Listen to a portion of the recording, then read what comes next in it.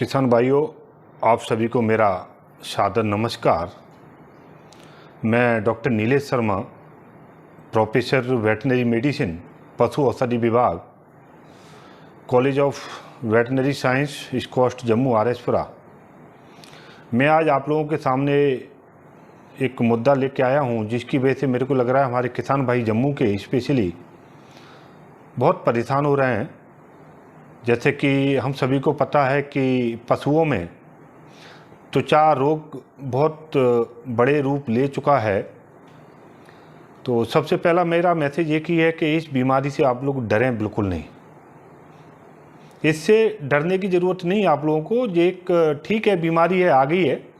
ये एक्चुअली 2019 में ही आ गई थी अपने भारत में, लेकिन ये जो समुद्री तट थे साउथ इंडिया साइड में पहले आई थी, उसके बाद अपने पंजाब, हरियाणा, राजस्थान, गुजरात और अल्टीमेटली जो आज हमारे जम्मू में भी आ गई। तो मैं कुछ मुख्य बिंदुओं पर प्रकाश डालूंगा जो आप लोगों के लिए शायद है जानना अति आवश्यक है।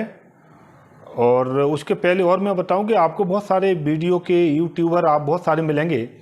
तो ऐसा नहीं है सभी डॉक्टर हैं, कोई भी वीडियो लेके बना के डाल रहा है, तो ज़्यादा कंफ्यूज न करें इस बीमारी के साथ। मैं जो पॉइंट बता रहा हूँ इन पॉइंटों पे आप लोग फोकस करें, और मैं चाहता हूँ कि यदि उन पर फोकस करेंगे तो आपको परेशानी नहीं जाएगी और इस बीमारी से बहुत आसानी से निजात मिलेगा। ये एक बड़ा इम्पोर्टेंट पॉइंट है जो आप लोगों ने याद रखना है। ये बीमारी है क्या? इसको हम लोग लंपी स्किन डिजीज के नाम से जानते हैं। इसमें क्या है, फोड़े टाइप के हो जाते हैं, गठान टाइप पशुओं पर हो जाती है। और कंपेरेटिवली देखें तो गायों में ज़्यादा है, भैंसों में कम है। भैंसों में 1%, 1.5% है, लेकिन गायों में 30, 35, 40, 50% तक जा सकती है। सीवियरिटी अलग अलग जगह अलग अलग है। और ये बीमारी होती है, एक वायरस है, विषाणु है, उसकी वजह से होती है, जिसको हम लोग कैप्री पॉक्स वायरस बोलते हैं, गोट पॉक्स वायरस बोलते हैं। उसकी वजह से बीमारी होती है। और ये बीमारी फैलती क्या है? ये बीमारी को फैलने के लिए हवा से नहीं फैलती। इस बीमारी का मेन कारण है जिनको हम बैक्टर बोलते हैं, जिसमें मक्खी आ गई, मच्छर आ गए, चिचड़ आ गई, इनके माध्यम से फैलती है। तो सबसे पहले आपने क्या करना है, इनका जो है मक्खियों का, इनका कंट्रोल करो थोड़ा। दूसरा मेन बिंदु आपने क्या रखना है कि किसी नए जानवर को आप अपने फार्म पर लेके ना आए। आप भी कोशिश करें कि जिस फार्म पे आउटब्रेक है तो आप लोग वहाँ न जाएं, दूसरे के फार्म पे यदि जाते हो तो प्रॉपर अपने जो है नहा धो के उसके बाद अपने फार्म में प्रवेश करें। एक ये बिंदु है।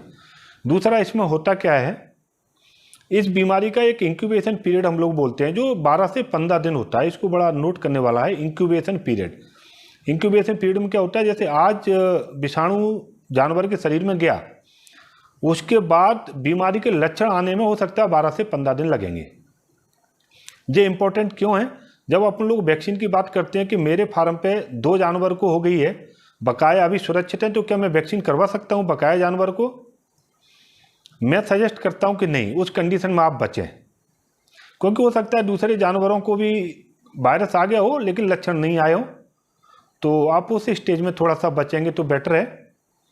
दूसरा, इसमें बीमारी में होता क्या है, इसमें बुखार आएगा जानवर को शुरू में 3-4 दिन तक।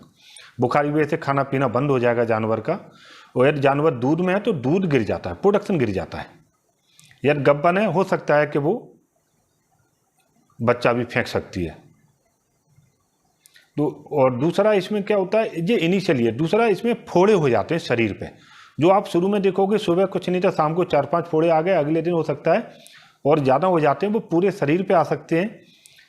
इसमें थनों में भी फोड़े बन सकते हैं, पल्ले पे फोड़े बन सकते हैं, चेहरे पे फोड़े बन सकते हैं, टांगों में आ जाते हैं। और कभी कभी जो आप देखोगे कि शरीर में सूजिश हो जाती है और पैरों में भी सूजिश हो जाती है। तो उससे घबराएं नहीं, कुछ भी नहीं है, आराम से इसको आप। लेकिन हाँ, एक ही अनुरोध है कि ये चीज़ आपको मिल रहा है ना, फोड़े मिल गए, बुखार आ गया, खाना पीना बंद कर गया, एक भी फोड़ा दिखता है तो तुरंत अपने नज़दीकी पशु चिकित्सक डॉक्टर से बात करें। डॉक्टर के पास तुरंत हमेशा कोशिश करें कि जितनी जल्दी हो सकता है आप पहुँचें, उसका इलाज हो जाता है, कोई ऐसा नहीं है। हाँ, हालांकि स्पेसिफिक इलाज नहीं है, सपोर्टिव इलाज होता है, क्योंकि ये वायरस है। दूसरा क्या होता है कि कभी यदि आपने डिले कर दिया, आपने ध्यान नहीं दिया, तो हो सकता है कि 4-5 दिन के बाद इसको नाक में से पानी आने लगेगा, आंखों में से पानी आ सकता है, और नाक में से पानी आने के बाद हो सकता है कि जानवर को सांस लेने में प्रॉब्लम हो सकती है। एक बार यदि नाक में पानी आने लगा, सांस में प्रॉब्लम आने लगी, तो थोड़ी सी कंडीशन सीवियर हो जाती है। उस टाइम पे पशु चिकित्सक जो वेटनरी डॉक्टर है उसकी कंसल्टेंसी के साथ जो भी एंटीबायोटिक देने हैं वो एंटीबायोटिक इमीडिएट अच्छे एंटीबायोटिक दें। नॉर्मली एंटीबायोटिक से बचें शुरू की अवस्था में। दूसरा इसमें आपने करना क्या है, इन केस यदि आपके यहाँ कोई जानवर नहीं है तो या तो गोट पॉक्स का वैक्सीन लगा सकते हो, आल्दो इसका भी वैक्सीन आ चुका है तो वो अभी आ जाएगा, अपनी स्टेट में भी बहुत जल्दी आ जाएगा शायद। अदरवाइज आप क्या करें, एक होम्योपैथी दवाई आती है, इसको आप नोट कर लें, मैं धीरे धीरे नाम बोलूँगा। होम्योपैथी दवाई है, यदि नहीं हुआ है तो आप एक होम्योपैथी दवाई का नाम है वेरियोलिनम। वेरियोलिनम VARIOLINUM 30C, वेरियोलिनम 30C। इसमें आपने क्या करना है, इसमें से आधा ml 0.5 ml लेना है, 1 लीटर पानी में डालना है।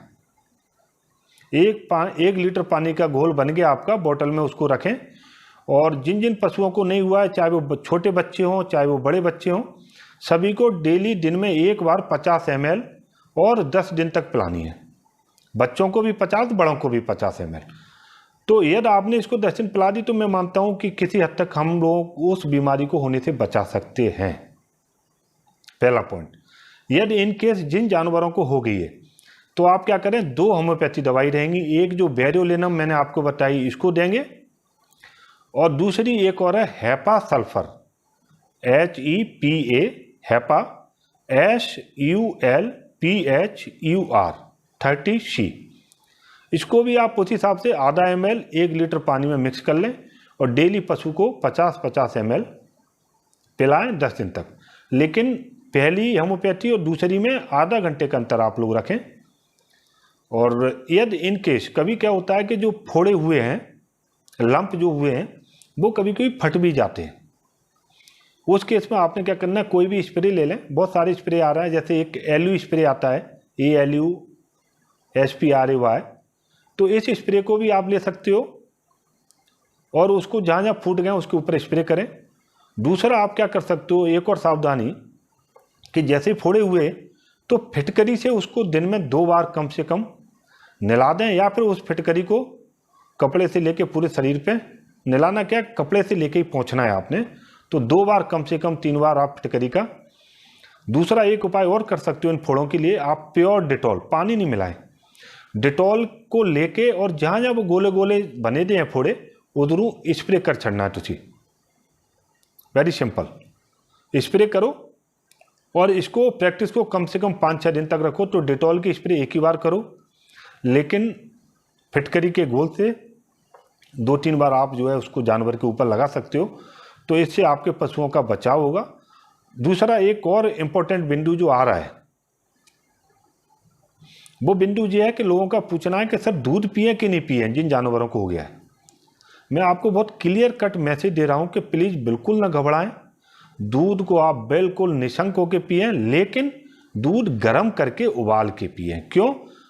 हम लोग हमेशा सजेस्ट करते हैं कि कच्चा दूध तो वैसे भी कभी नहीं पीना है, दूध हमेशा उबाल के पियो। नॉर्मल भी जानवर है उसके भी दूध में इन्फेक्शन हो सकता है। कच्चा दूध कभी ना लें, कच्चा अंडा कभी ना लें, बचें इन चीज़ों से। दूध को उबाल के यदि आप पीते हो, दूध आपका बिल्कुल सेफ है, आप लोग आप पिए, बच्चों को पिलाएं। और दूसरी सावधानी के उसमें मैं आपको और एक आध पॉइंट ऐड करूंगा, जिस जानवर को होता है उसको तुरंत आप आइसोलेट कर दो, मतलब उसको वहाँ से दूर कर दो जितना दूर कर सकते हो। फिर क्या करना है आपने, जो भी मिल्किंग करनी है, दाना डालना है, जो स्वस्थ जानवर है उनको पहले डालो और जो बीमार है उसको बाद में हैंडल करो। उसका दूध भी बाद में निकालना है, उसका चारा भी, पानी, सारा कुछ अलग कर देना है। और जो आप देखोगे हफ्ता 10 दिन में धीरे धीरे, और अभी थोड़ा सा बारिश का टाइम है इसलिए ये बीमारी ज़्यादा प्रकोप दे रही है, क्योंकि मच्छर मक्खियों के लिए एक सबसे अच्छा सीजन है। और मैं आशा करता हूँ कि जैसी सर्दी आएगी तो इस बीमारी पर हम लोग काबू पा लेंगे, जब तक हमारा वैक्सीन भी आ जाएगा। तो इसमें घबराने की कोई आप लोगों को बिल्कुल भी ज़रूरत नहीं है, आ गई है ऐसे ही चली जाएगी। और जो मैंने सावधानी बताई है, मैं आशा करता हूँ अपने किसान भाइयों से कि इन चीज़ों पे थोड़ा सा होशियारी रखें। यदि बुखार आ रहा है तो बुखार की टिक्की ले लें, या ज़रूरत के हिसाब से आप, मैं बार बार कह रहा हूँ, को पशु चिकित्सक डॉक्टर को कंसल्ट करें। अपने लेवल पे केस को डिले ना करें, या डिले करोगे तो हो सकता है निमोनिया टाइप कंडीशन बन जाएगी। निमोनिया बन जाती है तो थोड़ा सा एक कभी कभी सीरियस हो जाता है, अदरवाइज निमोनिया नहीं है तो जानवर की यूजुअली मृत्यु नहीं होती है। ये मेरा एक सोचना, क्या मैंने ऐसा पाया है अपनी स्टडी में, और इन होम्योपैथी दवाइयों से हमने काफ़ी केसों को ठीक भी किया है। तो किसी फालतू के वीडियो पे आप न जाते हुए एकदम शांति से जो मैं बताया इसको फॉलो करें। यदि ज़्यादा प्रॉब्लम हो रही है तो डॉक्टर को बुला के उसका उचित जो इलाज हो सकता है उस इलाज को आप करवाएं। आप लोगों का बहुत बहुत धन्यवाद। ज़्यादा से ज़्यादा इस वीडियो को शेयर करें सो डैट ज़्यादा किसानों तक पहुँचे, क्लियर कट मैसेज पहुँचे, और आप अपने पशुधन को, आप अपनी होने वाली हानि को कहीं ना कहीं बचा सकें। बहुत बहुत धन्यवाद।